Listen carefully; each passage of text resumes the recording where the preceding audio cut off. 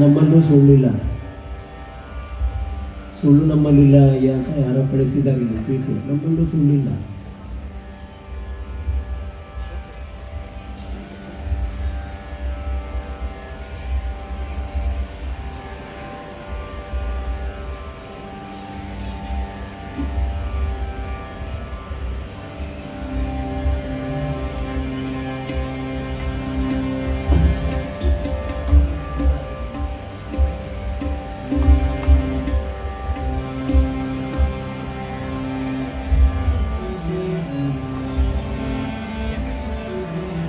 ಸುಳ್ಳು ನಮ್ಮಲ್ಲಿ ಲಭ್ಯ. ಪುರಂದರದಾಸರ ಸುಂದರ ರಚನೆ.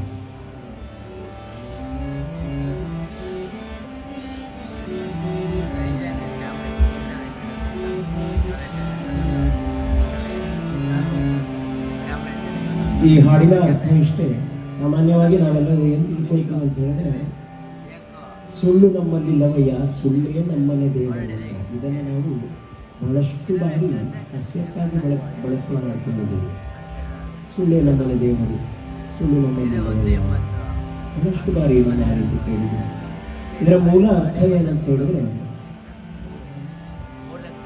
ನಾವು ದೇವರನ್ನ ನಂಬ್ತೀವಿ.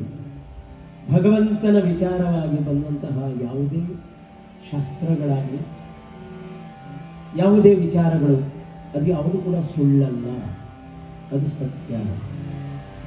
ಯಾಕೆ ಅಂತ ಹೇಳಿದ್ರೆ, ನಾವು ದೇವರು ಅಂತ ನಂಬಿ ಆರಾಧನೆ ಮಾಡ್ತೀವಲ್ಲ, ನಮ್ಮ ಮನೆ ದೇವರು ಅಂತ ನಾವು ಆರಾಧನೆ ಮಾಡ್ತೀವಲ್ಲ, ನಮ್ಮ ನಂಬಿಕೆ ಸುಳ್ಳ? ಹಾಗಾದರೆ ಸುಳ್ಳೇ? ಅಲ್ಲಿ ಒಂದು ಪ್ರಶ್ನೆ. ನಮ್ಮನೆ ದೇವರು, ನಾವು ಆರಾಧಿಸುವಂತಹ ಮನೆ ದೇವರು ಸುಳ್ಳ? ಅಲ್ಲ ಅಲ್ವ? ಹಾಗಾದರೆ ಈ ಯಾವ ನಂಬಿಕೆಗಳು ಸುಳ್ಳಲ್ಲ ಅನ್ನೋದೇ ಮೂಲ ಅರ್ಥ ಇಲ್ಲಿರೋದು. ಇಲಿಯು ಒಲೆಯ ಹಚ್ಚುವುದ ಕಂಡೆ, ಬೆಂಕು ಬಕರಿ ಮಾಡುವುದ ಕಂಡೆ. ಇಲಿ ಅಂದರೆ ಮನಸ್ಸು, ಬೆಕ್ಕು ಅಂದರೆ ಬುದ್ಧಿ. ಮನಸ್ಸು ಬೇಡದ ಕಡೆ ಹೋದಾಗ ಬುದ್ಧಿ ಅದಕ್ಕೆ ಹೇಳಬೇಕು ಮಾಡಬೇಡ ಅಂತ. ಈ ಬೆಕ್ಕು ಏನು ಮಾಡುತ್ತಂದರೆ, ಯಾವ ಒಂದು ಆಸೆ ಅನ್ನೋ ಒಂದು ಮನಸ್ಸು, ಇಲಿ ಎನ್ನುವ ಮನಸ್ಸು ಆಸೆ ಕಡೆ ಹೋಗುತ್ತಲ್ಲ, ಅದನ್ನು ಬುದ್ಧಿ ಬೇಡ ಅಂತ ಹೇಳಲ್ಲ. ಬುದ್ಧಿ ಏನು ಮಾಡುತ್ತೆ, ಅದಕ್ಕೆ ಸಪೋರ್ಟ್ ಮಾಡುತ್ತೆ ಅಂತ. ಬೆಕ್ಕು ಇಲಿಯನ್ನು ತಿನ್ನೋದು ಬಿಟ್ಟು ಇಲಿಯು ಅಲ್ಲೇ ತನ್ನ ಕೆಲಸ ಮುಗಿಸ್ಕೊಳ್ತದೆ. ಅಂದರೆ ತಿನ್ನೋದಂದರೆ ಹೇಗೆ ಅಂದರೆ ಆಹಾರ ಮಾಡಿಕೊಳ್ಳುತ್ತೆ ಬೆಕ್ಕು. ಹೀಗೆ ಪುರಂದರದಾಸರು ವಿಶ್ಲೇಷಣೆ ಮಾಡ್ತಾ ಹೋಗ್ತಾರೆ.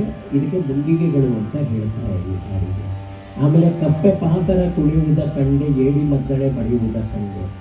ಕಪ್ಪೆ ಅಂದರೆ ಹಾರಿ ಹಾರಿ ಹಾರಿ ಹೋಗುತ್ತೆ. ಪಾತರ, ಪಾತರ ಅಂದರೆ ಈ ಚಿಟ್ಟೆ, ಚಿಟ್ಟೆ ಹೂವಿಂದ ಹೂವಿಗೆ ಹೇಗೆ ಹಾರುತ್ತೆ, ಹಾಗೆ ಮನುಷ್ಯನ ಆತ್ಮ ಒಂದು ದೇಹದಿಂದ ಇನ್ನೊಂದು ದೇಹಕ್ಕೆ ಬದಲಾವಣೆ ಮಾಡ್ತಾ ಹೋಗುತ್ತೆ.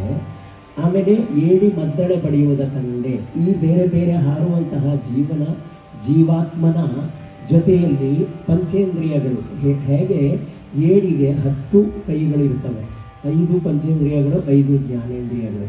ಅವು ಮನುಷ್ಯನ ತಲೆಯನ್ನು ಹಾಳು ಮಾಡುತ್ತವೆ. ಇದನ್ನು ಏಡಿ ಮದ್ದಳೆ ಬಡಿಯೋದು. ಮದ್ದಳೆ ಅಂದರೆ ನಮ್ಮ ದಕ್ಷಿಣ ಕನ್ನಡದ ಭಾಷೆಯಲ್ಲಿ ಮೃದಂಗ, ಯಕ್ಷಗಾನಕ್ಕೆ ಬಳಸ್ತಾರೆ.